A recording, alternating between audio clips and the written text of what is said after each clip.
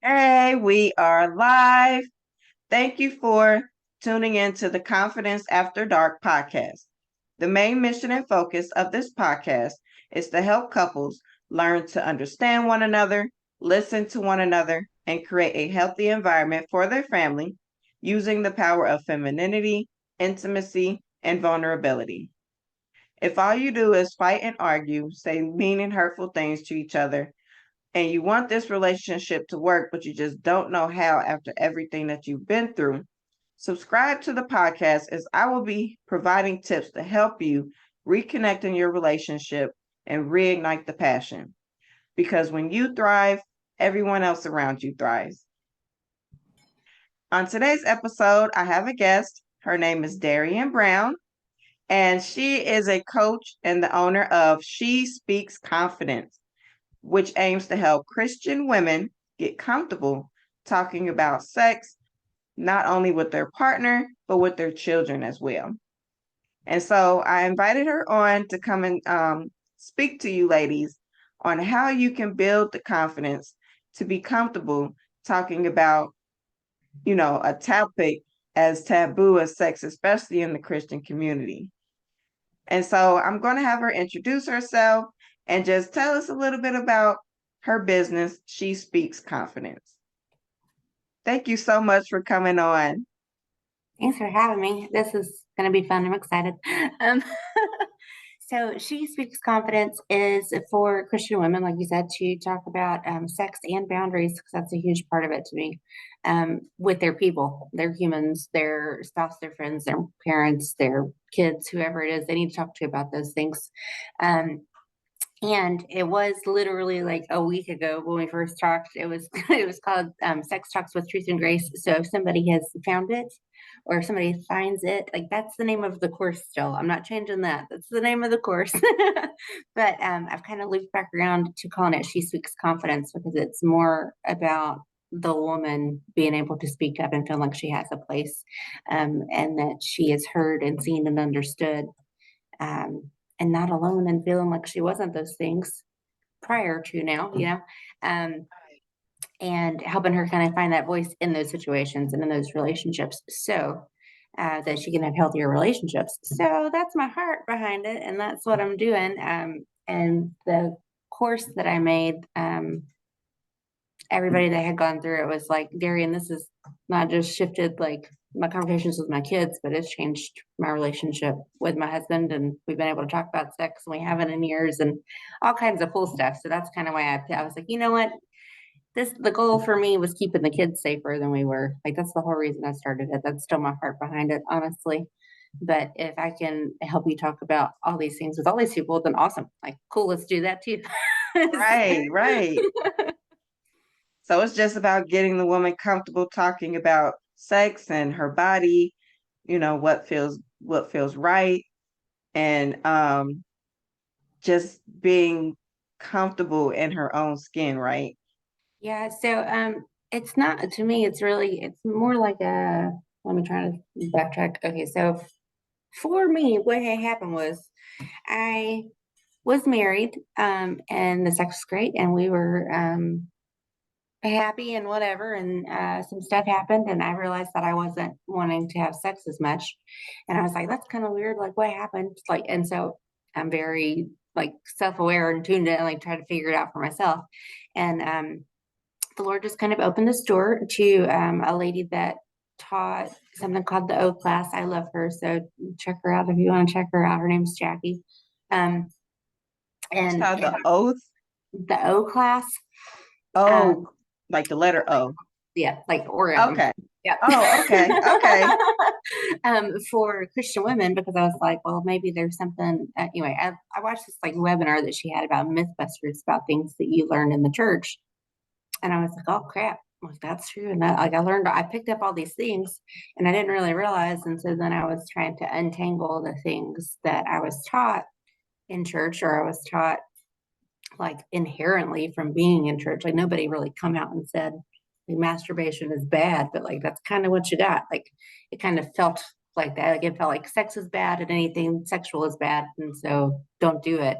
And if you do it, then it's like the worst sin ever. And you're going to be like shunned and shut out, and I actually have friends that were like kicked out of their churches, like it was nuts.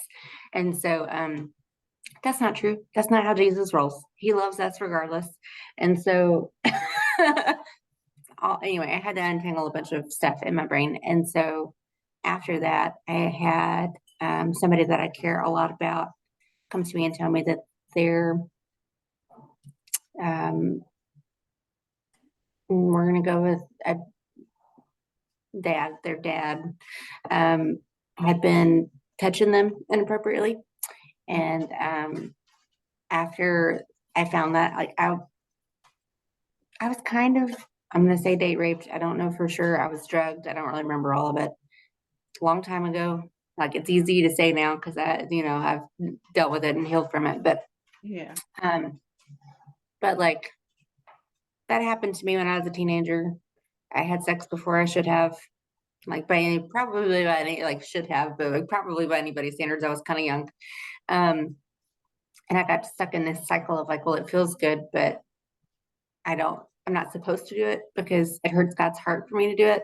And so like it was this turmoil I was in for years when I was with this guy. And I didn't ever want to go back to that. Like I carried this shame and guilt around it, but I also liked it. And so like it just kind of circled back around a million times.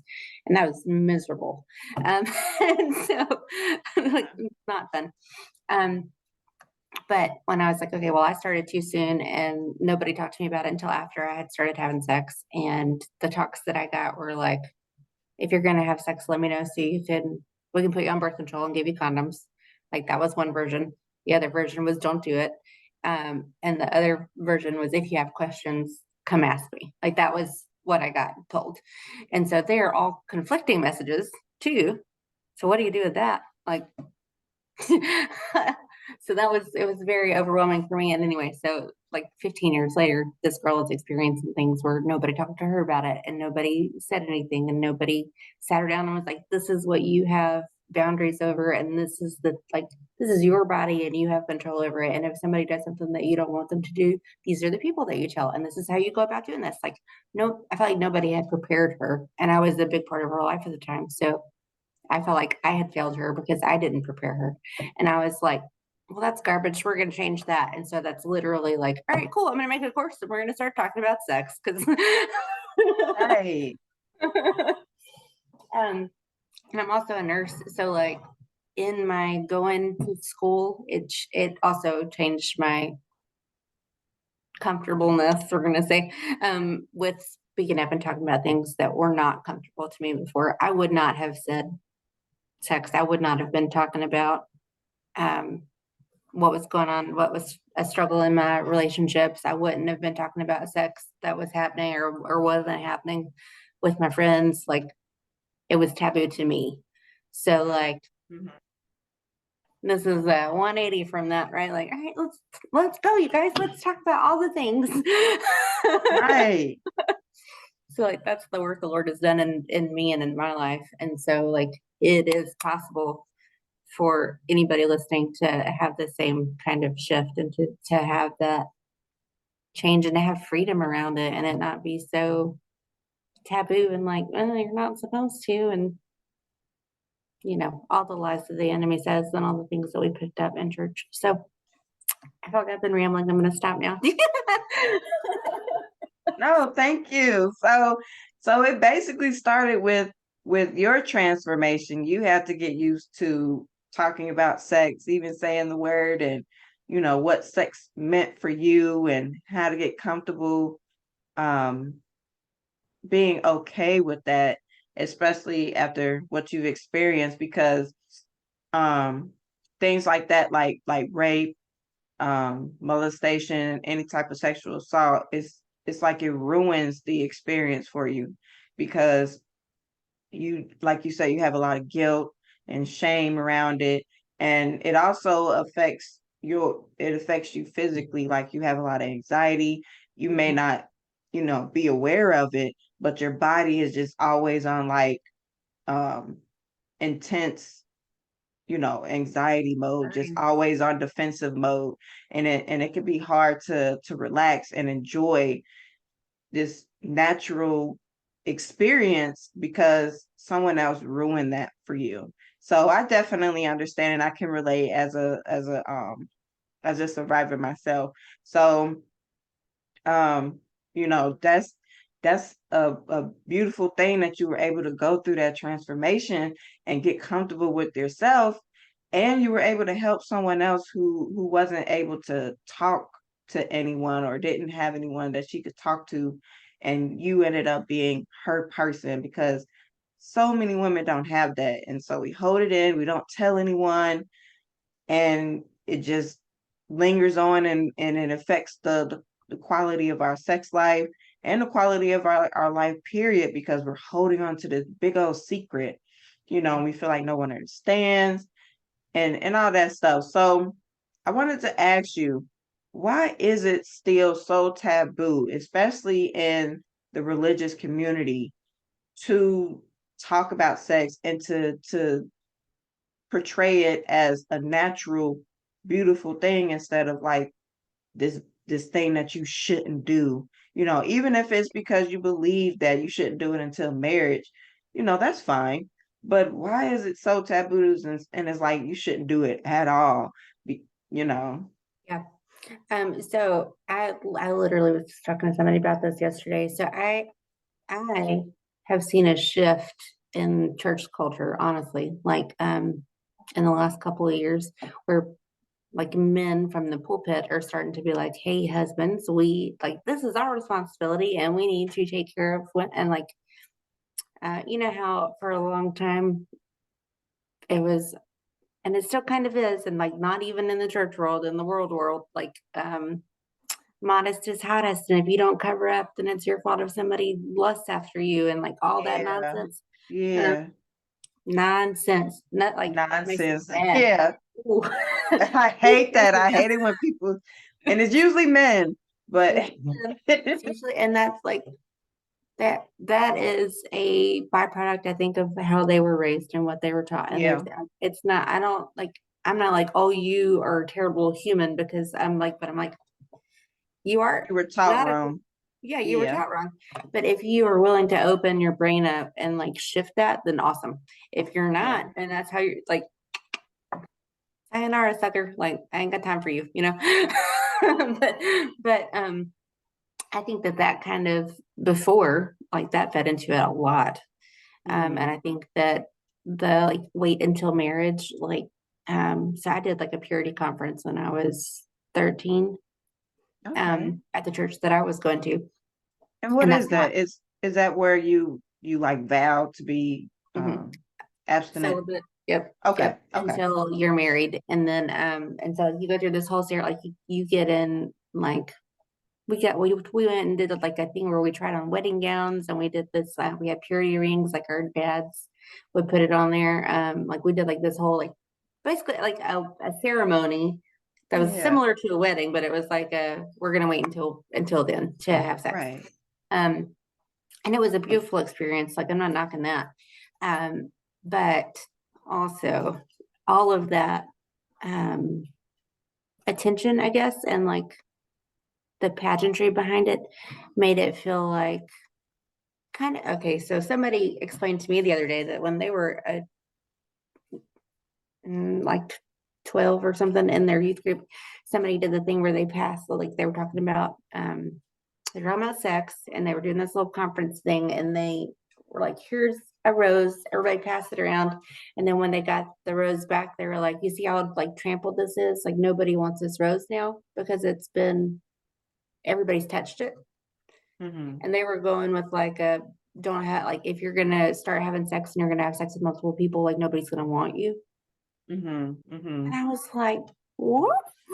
Like the fact that they did that at all is appalling to me. But like, um, I know that their heart was in that. Like they were trying to say, like, you don't really want to be sleeping. Like nobody really wants to be sleeping around. I mean, like, yes, sex is nice, it feels good, but you don't really want to like feel like you're giving part of yourself away every Yeah. time you have sex. And nobody wants to be like super emotionally attached to whoever they're having sex with. And women do that more than men. And we all know that. Like that's just literally it's how God made us.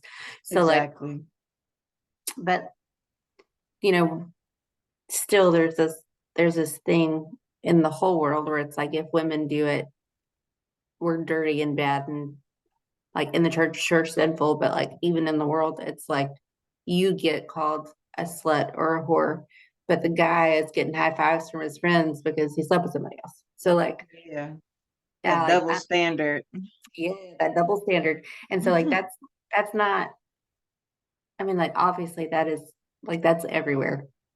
But then in the church in particular, I think it was like I think it still is a little bit the like wait until you're married, but they started talking more about wait until you're married because it is better to have sex in a covenant with somebody where you feel safe and where you are heard and known and loved and like you guys are on the same page with that. Like you also love and are committed to this other person, and it's not you worrying about them going and sleeping with half the school or like it's not teenagery stuff anymore. Like you both are committed, and this is in a covenant with the Lord to protect each other's hearts and bodies and mind. And so like it's a bigger deal to wait inside a covenant now, and like that. I think that's how it should have been, but like that is the purpose. It's not because you're going to be dirty or thrown away or nobody's going to love you or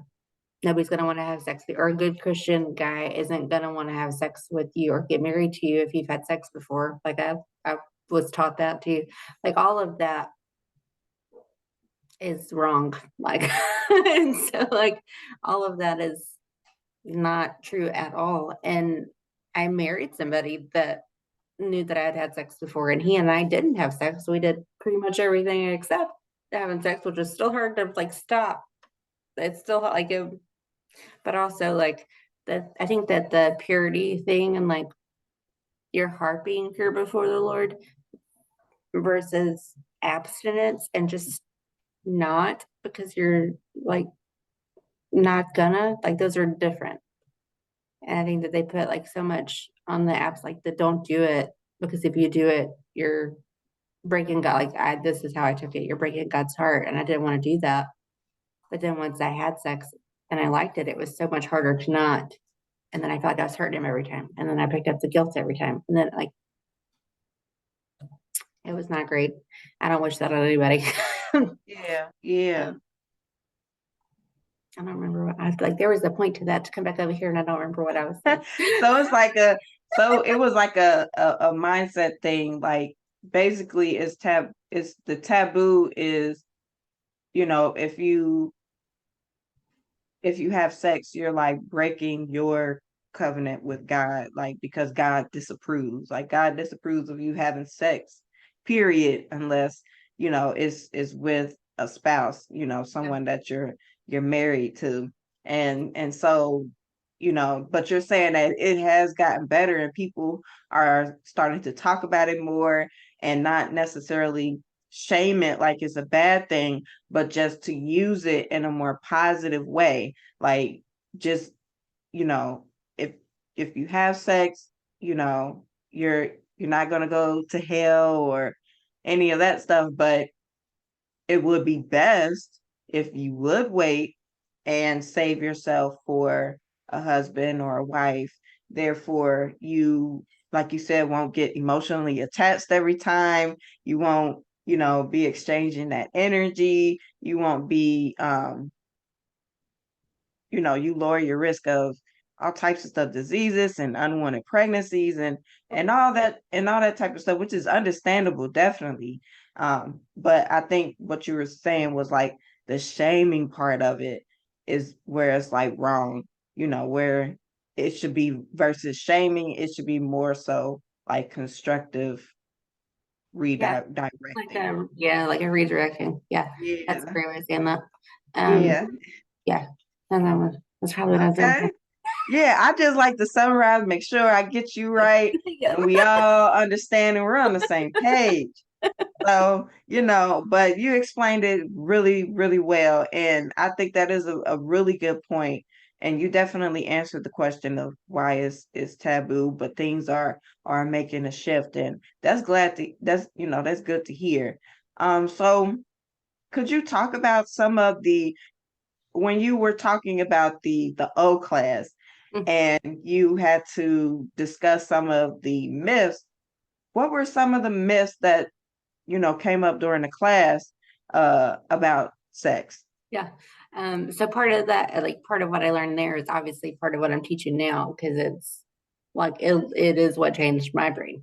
So I the biggest one for me, honestly, you're gonna be like, what?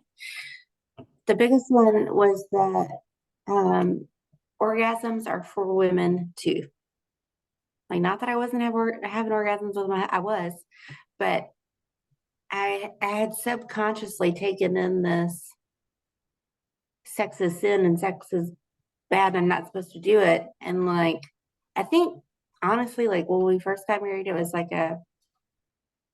mm, like a veil had lifted or something. And like there was freedom there in it. And then I think over time, it kind of pulled back to the old thinking, like, because Mm-hmm. it was subconscious and I just think it just kind of surfaced up again. And so, I think with the being taught like that sex is a sin, like that's what I don't do it. It's a sin. It'll hurt God's heart. Don't do it until marriage. But that was literally it. So like if that's the thing that you're told over and over and over again, it is very difficult to slip. Like I call it a light switch. It's very hard to flip the light switch and be like, whoa, like my brain is different and sex is great now and I get to have all this fun and I get to do what I want and like we'll figure it out together. That is not what your brain does. Your brain still thinks like because you've told it for 20 plus years that sex is a sin. You're like, we're supposed to be avoiding this. It's bad. It's going to hurt God's heart. And so, like, it's very difficult to just flip the thing on. And so, in the very first session, I think she was talking about how sex is for women too, and like there like she has like a list of 20 plus reasons that orgasms are good for women, like scientifically proven reasons that they're good for us. And I was like, man, that's wild. And then she was like, teaching about, and again, nurse, so my brain is body parts. Okay. Like it's super important to talk about them with your kid. Like it's so important to name them the right things and for us to know what they are for when we go to the doctor, when we need to tell somebody, hey, this is what happened with this. It's another frustrating point to me. Sorry. But in all of that, she was like, he literally made us to have a clitoris for the enjoyment of sex. Like there is no other purpose. It serves no other purpose. Even a guy's peanut, like he pees out of that thing, he ejaculates out of it, sure, but like it is used for more than one thing. Mm-hmm. The clitoris that we have, which is how most of us enjoy orgasms, is literally only there for us to enjoy sex. And it blew my mind. Like it blew my mind so much that I just had to like, I don't think I listened to another episode of the thing for like a year. Like I literally just turned that over in my brain and was like, that's the coolest thing I've ever heard. I mean, like, that's true. Yeah. There is no other reason for that. Okay. But so like just the fact that we were made to enjoy it too, because it's also kind of touted like a men love sex and they love sex more than women. And like everybody gets that idea when you're growing up. It was like, oh, this was they did. I think that's changing now too, but it was definitely more a sex is for men and they enjoy it and they want it more. And so for that to be a myth that was broken, I'm like, holy crap, like, you know what? I do want to have sex and sex is nice for me too. And like I get to enjoy that. And like he just made me like this so that I could enjoy it. Like that's so mind blowing. But even like that was one of the big ones for me. But then also that sex is that God, like it is a gift from God. Like He made us again. He like created us, made us to enjoy sex. Mm-hmm. Um, and like that's not a sin. To enjoy sex is not a sin.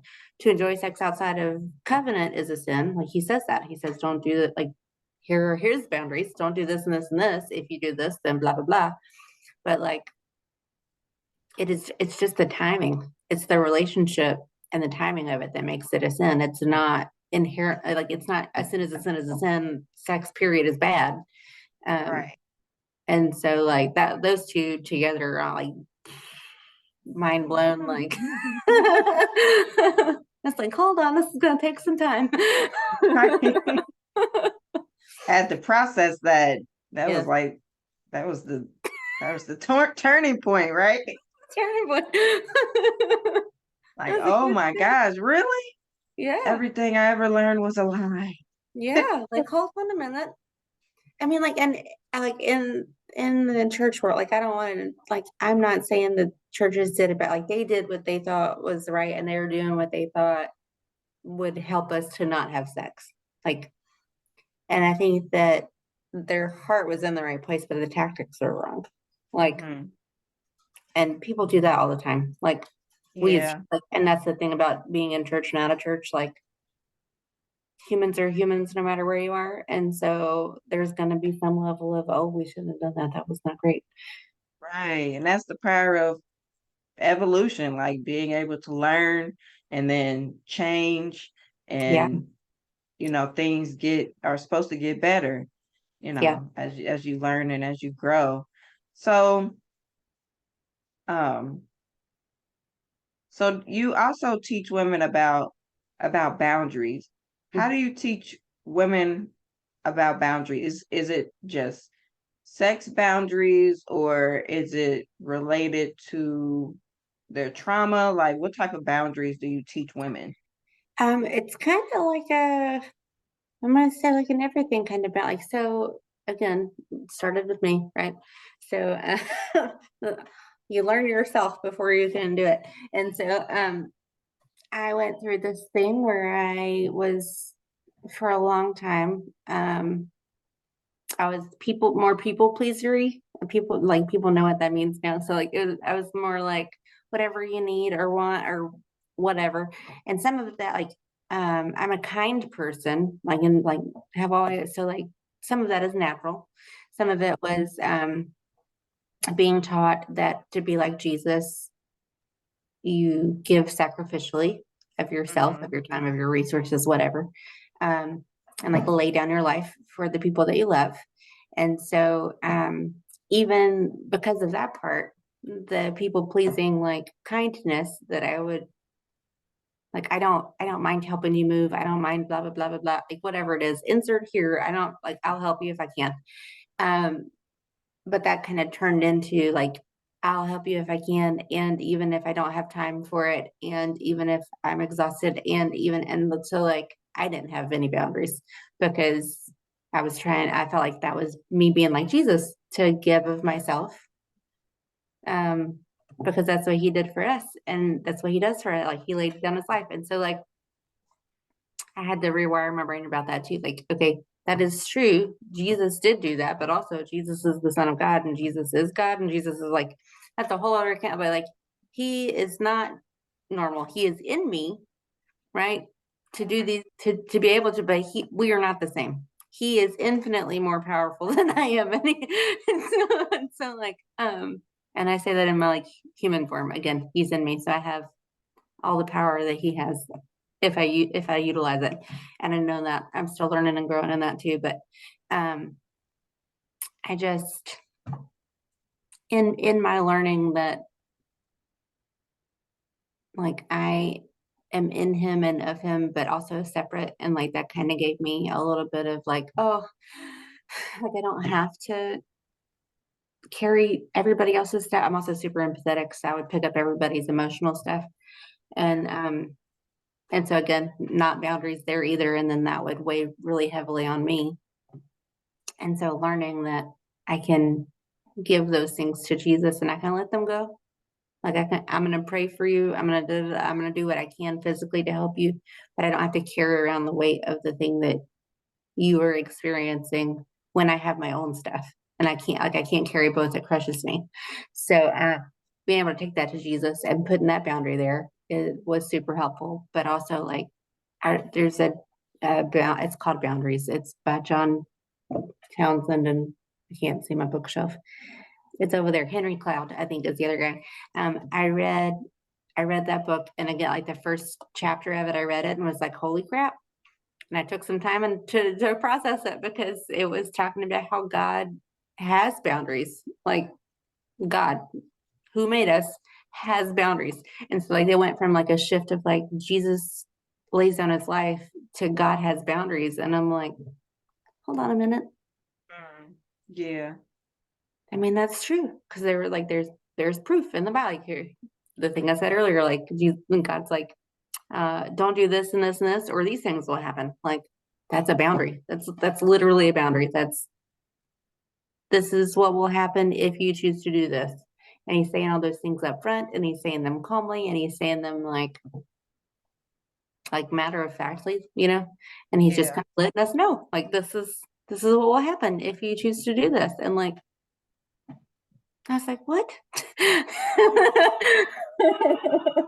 Like even like physical boundaries, like there's going to be a boundary for the sea, like it won't pass here, or there's going to be like um there was boundaries in the Bible where he's like, this town will be from here to here, and like he sets it, and like this is where you will be.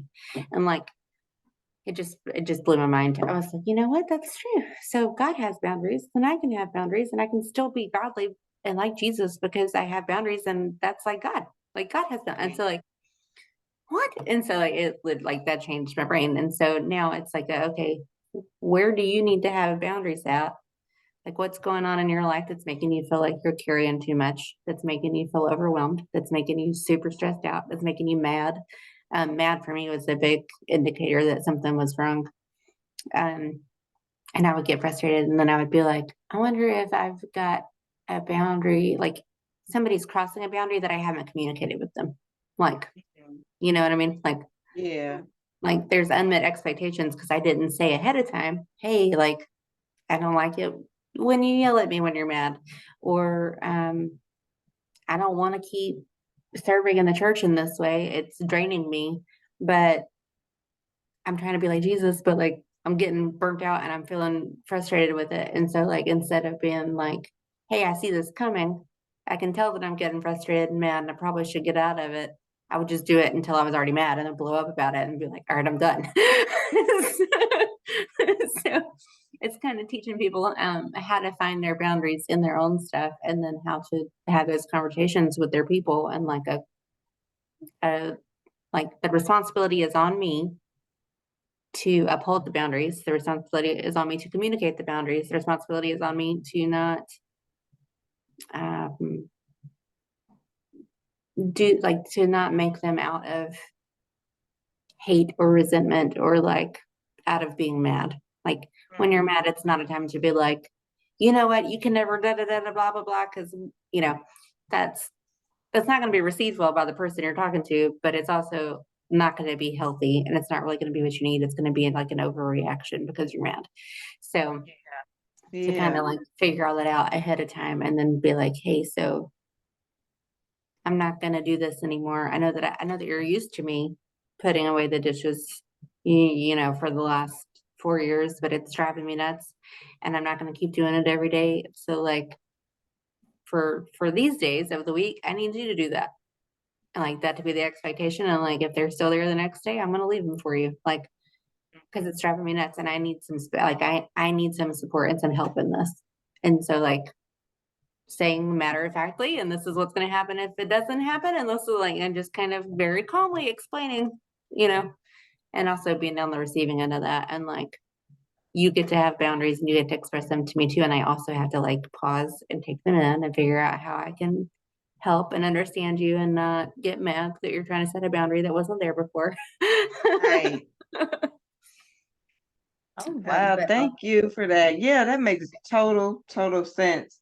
And that leads me to a really good question. And I'll make this my last question. okay.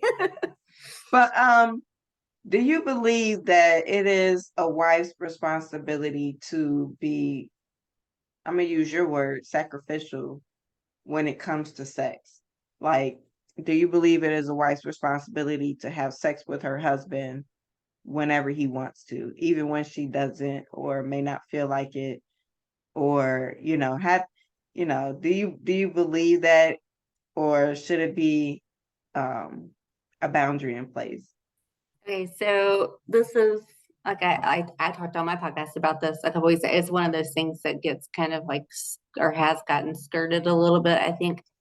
So like the verse that everybody uses about that, like it's the one that Paul is talking about, wives submit to your husbands, and like people use that in like a sexual context, but it literally says in the same verse, or like right before or right after, like it's right there with it. It says for husbands to love and submit themselves to their wives. So it's supposed to go both ways. It's supposed to go both ways. And everybody just be leaving that part out. And I'm like, nah. Not okay, you guys, not okay. So like Right. I do believe that there is supposed to be some like give and take inside of a marriage, but that's not a, you should not, if you feel like you were being molested, if you feel like you were being raped, if you feel like you're being forced into a situation that you do not, like, absolutely do not want, that's a whole different situation.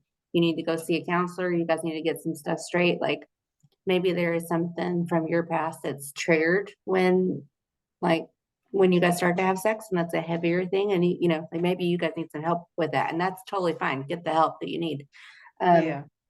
But maybe it is like, so I have something called ankylosing spondylitis. It's a thing where your joints are supposed to fuse together over time. It's terrible. I rebuke it. But also I have had pain because of having sex, or I have had pain after having sex because of my joints, and so like the pressure of somebody else, and like, you know, I almost demonstrated with my hands. I was like, I probably shouldn't do that, um, but like it will hurt like my hips and stuff, and then my hips will cause my legs to hurt, and that will hurt for days after from having sex one Yeah. time. And so like Yeah. that is something that I had to kind of come to terms with, and my husband had to come to terms with. Like this is this is not because I don't want to have sex, but it also is a thing that I had to mentally, like I have to almost like ignore it sometimes, like that could be the consequence of doing it, because it's not always. Like sometimes it would hurt like that, and sometimes it wouldn't hurt at all.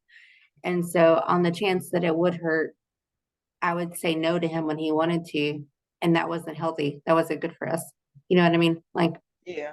and it was also, it wasn't good for me because I was letting the fear of what could happen stop me from enjoying sex. That is the gift from God that I'm supposed to enjoy. So like it can be, I think as long as it's an open conversation, honestly, like between the people, and it's like when I want to have sex, we're gonna have sex. When you want to have sex, we're gonna have sex. And if either one of us can't or won't for whatever reason, like we need to talk about whatever that reason is. We need to figure out if it is a valid reason. Like you don't, I think the people, women in particular, will use it as like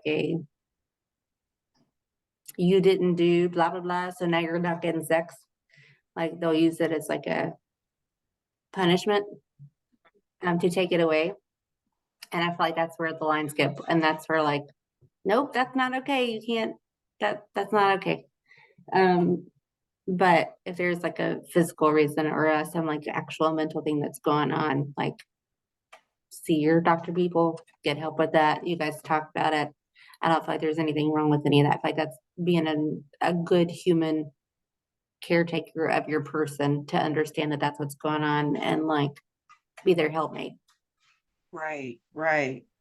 I love that. I love that. I think that's really good advice. And like you said, to communicate with your partner, you know, why you are not in the mood, or you can't have sex because it hurts, and to discuss in ways your partner can make you feel comfortable, if that's, if that's something that is within their power. Um, and I also like that you brought up not using sex as a tool, because I think we can tend to do that, oh, I'm mad at you, or you're not doing this or whatever, so I'm going to withhold sex from you. But you don't think that's healthy for the relationship? No, Yeah. Yeah. no, I really don't. And I know that like guys are wired differently than us. So like I have experienced before, like even if I was mad or we were in a fight, if I decided that I wanted to have sex, which is like it can be used for good. Like Yeah. if you're feeling disconnected, and you are fighting and you don't really want to have sex, but you choose to have sex anyway, and you're like, you know what, this is important for us and it's important for me, and I will feel more connected to him after we have sex, and you instigate and you guys have sex, then you will feel like our body, like we literally get endorphins when we have sex, and we get like the oxytocin, like all these good feel good hormones and stuff get released. And so like it will connect you because the oxytocin from both of your brains is released. So you both feel more connected, but then you also feel better from the fight or from the disconnection or whatever. And you have the emotional connection, that physical connection again. And so it has been my experience that if you do have sex, even if you don't want to because of the circumstance, but you still love that person and you still want to have sex for yourself, if you can pick those things over the fight or over the disconnection for that time, it'll move you forward to help fix those things. And so I don't think that withholding in either case is great, or withholding at all. If it, like I said, if it's a serious issue, if there's something that's going on, it's not, I feel like it kind of goes from the withholding, like a punishment, to like we need to fix something. You know what I mean? Yeah. And those to me are different, but I don't know. Does that answer your question? Yeah, it does. It does. I was thinking of withholding as like, a punishment type of thing because you're not getting your way or you're not getting what you want. But when you are in a relationship with someone, especially when you're married, it's important to be the adult and communicate, what it is that you're not getting and what you need from your partner, and not expecting them to know or read your mind or them to be the only one who fixes the problem. You got to come together and be willing to fix whatever is preventing you from enjoying, being intimate with your partner. And I like that you brought up well, shoot, I forgot now. Girl, that's okay. Oh my gosh, pregnancy brain is horrible. Oh my gosh. I'm sorry, I forgot. But you brought up some really good points. So y'all listening, rewind, and what she just said was it. Like she made a really good point. I can't remember right now, but it was good. It was like, oh man, yeah. But Power of podcasting. Just rewind the sucker. It'll be fine. exactly. Just rewind 2-3 minutes ago and be like, oh yeah, she did make a good point because I like that. But thank you so much for coming on the podcast. I really enjoyed this conversation. Thank you for having me. It was fun. I appreciate it very much. Yeah, so just shout out where we can find you. How can people reach out to you if they are struggling in the area of being confident talking around the topic of sex? So I have so I have a website. It's called Sex Talks with an S.co. If you leave the S off, you will find a porn site. Don't do it. Sextalks.co, like very important. Do not miss.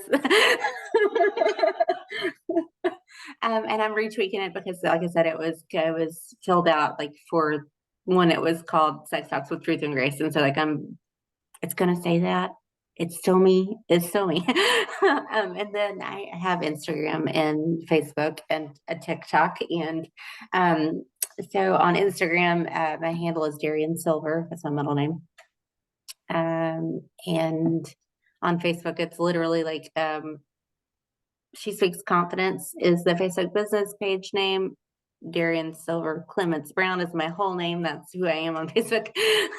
So there's lots of different ways to find me. And honestly, like feel free to DM me any questions that have come up or anything that's like, holy crap, that makes lots of sense. Like I would love to hear from people, like takeaways from our conversation, and like if they've also experienced some of the things that I have, and if they've come out of it yet. And if they haven't, like I can help you do that. But also if you have, then awesome. Like, let's celebrate. Right. Good. And all of this will be put All of this will be put in the show notes. So make sure that you listeners, you viewers, click the description box, please, so you can read the additional information, so you can, find out where to find Darian. And like she said, you can shoot her a DM. And if you have any questions, you can also drop them in the comments below, and we can get them over and get them answered as best as possible.